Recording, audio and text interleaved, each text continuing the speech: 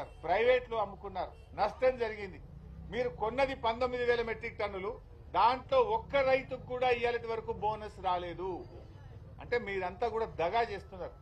మీకు మీ సొంత కార్యక్రమాల్లో బిజీ ఉన్నారు తప్ప రైతుల కష్టాన్ని మీరు పట్టించుకోవడం లేదు, రైతుల గురించి మీరు ఆలోచించడం లేదు.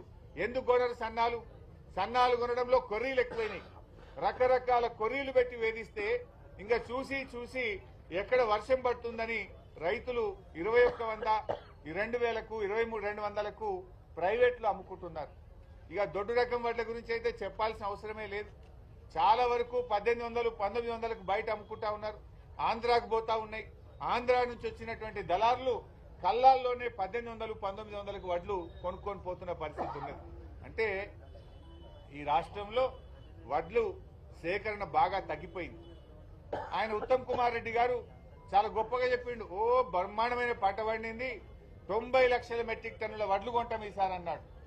నిన్ననేమో వాళ్ళ కమిషనర్ మాట్లాడుతూ లేలే 70 లక్షలే కొంటాము అన్నాడు. మంత్రి 90 లక్షల పాట పాడితే కమిషనర్ 70 లక్షల పాట పాడుతుండే. అంటే మా నడిమిట్లో 20 లక్షలు ఆడిపోయినాయి. అంటే దళారుల పాలైపోయింది.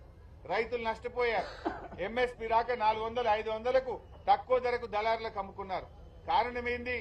కొనుగోలు కేంద్రాలు సకాలంలో ప్రారంభం కాకపోవడం, గన్నీ బ్యాగులు రాకపోవడం, ట్రాన్స్పోర్ట్ టైఅప్ చేయకపోవడం, మిల్లుల టైఅప్ చేయకపోవడం, ఇవన్నీ కారణాల వల్ల చూసి చూసి దళారులకు అమ్ముకున్నారు. 90 లక్షల నుంచి 70 లక్షలకు తగ్గింది. నిజంగా మీరు కొనే వడ్లు 50 లక్షలు కూడా దాటే పరిస్థితి లేదు. అంటే సగానికి సగం ధాన్యం దళారుల పాలైపోయి రైతులు నష్టపోతా ఉన్నారు. ఏ విషయంలో మీరు రైతులకు మేలు చేశారు? వరి ధాన్యం కొనకపోతే మిర్చి ధర 23,000 నుంచి 13,000కు పడిపాయే, పత్తి ధర 10,000, 11,000 నుంచి 6,500కు పడిపాయే. ఒకవైపు ధరలు పడిపోతున్నాయి, ఒకవైపు బోనస్ రావడం లేదు, కనీసం మద్దతు ధరను కూడా అమలు చేయడంలో ఈ రాష్ట్ర కేంద్ర ప్రభుత్వాలు విఫలమైనాయి. కేంద్ర ప్రభుత్వం సీసీఐ కేంద్రాలు పెట్టామని చెప్తున్నారు. మరి ఏమైంది? సీసీఐ కేంద్రాలు పెట్టే ఎందుకు కొనడం లేదు అని అడుగుతా ఉన్నా. ఈ జిల్లా రిపోర్ట్ తీసుకుంటే సీసీఐలో కొన్నది తక్కువ, మార్కెట్లో వ్యాపారులు కొన్నది ఎక్కువ. సీసీఐ కేంద్రాల్లో 7,000 మెట్రిక్ టన్నులు కొంటే మార్కెట్లో దాదాపు 15,000 మెట్రిక్ టన్నులు కొన్నారు. అంటే జిల్లా మొత్తం కలిపి. అంటే దీన్ని బట్టి సీసీఐ తక్కువ కొన్నది, వ్యాపారులు ఎక్కువ కొన్నారు. సీసీఐ కొంటే మద్దతు ధర వస్తుంది, వ్యాపారులు కొంటే 1,000 రూపాయలు తక్కువ ధర వస్తున్నది. ఆ సీసీఐ కూడా కొన్నది, ఈ వ్యాపారులు కొన్నదే సీసీఐ కొంటుంది తప్ప రైతుల దగ్గర కొంటలేరు. రైతులు సీసీఐ కేంద్రానికి తీసుకపోతే కొర్రీలు పెడతా ఉన్నారు. వివిధ కారణాలు చెప్పి, తేమ శాతం చెప్పి, కలర్ మారిందని చెప్పి రైతుల్ని తిప్పి పంపుతా ఉన్నారు. అర్ధరాత్రి పూట చీకట్లో మరి వ్యాపారులు తీసుకుపోయినటువంటి పత్తిని కొని మేము పత్తి కొన్నామంటున్నారు. నష్టపోతున్నటువంటిది రైతు. ఎందుకు ప్రభుత్వం పట్టించుకోవడం లేదు? వీటిని ఎందుకు రివ్యూ చేయడం లేదు? ముఖ్యమంత్రి గారు ఆయనకు ఒక్కరోజు తీరిక లేదు. ఈ మధ్య ఆయన రివ్యూ మీటింగ్ పెట్టి మందు అమ్ముతలేదని తెగ బాధపడిపోతుంది. మద్యం అమ్ముతలేదట. రాష్ట్రంలో మద్యం అమ్మకాలు తగ్గిపోయాయి అని ఆయన రివ్యూ మీటింగ్ పెట్టి ఏ జిల్లాల్లో మద్యం తక్కువ అమ్మింది, ఏ తాలూకాలో మందు తక్కువ అమ్మిందో ఆ సిఐలకు, ఎక్సైజ్ సూపరింటెండెంట్లకు మెమోలు ఇచ్చాడు. ఆ అధికారులకు నోటీసులు పంపాడు. నువ్వు తక్కువ అమ్మినవు మందు పోయినసారి కంటే, మందు ఎక్కువ అమ్ము, బాగా తాగిచ్చు ప్రజల్ని అని ఛార్జ్ మెమోలు ఇస్తున్నాడు రేవంత్ రెడ్డి. మరి రైతులకు మద్దతు ధర వస్తలేదు, రైతుకు వడ్లు అమ్ముతలేవు, పత్తి అమ్ముతలేదు, మద్దతు ధర రాకపోతే మాత్రం ఎవరికి మెమోలు ఇస్తలేడు. ఆయనకు రైతుల గురించి రివ్యూ చేసే టైం ముఖ్యమంత్రికి లేదు. మందు అమ్మకపోతే తెగ బాధపడుతున్నాడు రేవంత్ రెడ్డి. ఆయనకు ఈ తెలంగాణను తాగుబోతుల తెలంగాణ చేయదలుచుకున్నాడు. ఎక్సైజ్ అధికారులు తలలు పట్టుకున్నారు. మేము ఏం చేయాలా, రియల్ ఎస్టేట్ అవుట్ అయిపోయింది, ప్రజల దగ్గర డబ్బులు లేవు, ఈయనేమో అమ్మండి అమ్మండి అంటుండే. ఎవరికి అమ్మాలి? పిల్లలకు దాగిపియాలనా, ఆడవాళ్ళకి దాగిపియాలనా? మేము ఏం చేద్దాము? ఈ మందు కొనకపోతే కూడా మాకే తిప్పలు వచ్చిందని ఎక్సైజ్ అధికారులు తలలు పట్టుకుంటున్నారు.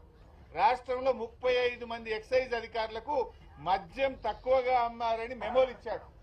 అంటే నువ్వు ఎక్సైజ్ అధికారుల మీద రివ్యూ చేస్తావు, మద్యం అమ్మకపోతే మెమోలు ఇస్తావు, రైతులకు వడ్లు అమ్మకపోతే ఎందుకో రివ్యూ చేయవు, పత్తికి మద్దతు ధర రాకపోతే ఎందుకో ఛార్జ్ మెమోలు ఇయ్యవు, మిర్చి ధర పడిపోతే ఎందుకు తగ్గిందని మాట్లాడవు రేవంత్ రెడ్డి అని నేను అడుగుతా ఉన్నా. అంటే నీ ప్రాధాన్యత ఏంది? నీ ప్రాధాన్యత రైతులా?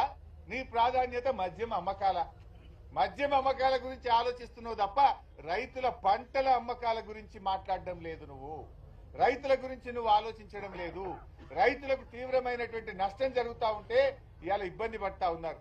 కేసీఆర్ గారు తన హయాములో రైతే రాజును చేసిండు. ఇవాళ ఆనాడు వ్యవసాయాన్ని పండగగా కేసీఆర్ మార్చిండు. కానీ మీరు వచ్చిన తర్వాత ఇలా రైతు బాధపడుతున్నాడు, రైతు కళ్ళల్లో నీళ్లు పడుతున్నాడు. ఇప్పుడు వెనకటో సామెత ఉండేది, ఎద్దేడ్చిన వ్యవసాయం బాగుపడది, రైతేడ్చిన రాజ్యం బాగుపడదు అంటారు, ముందు పడదు అంటారు.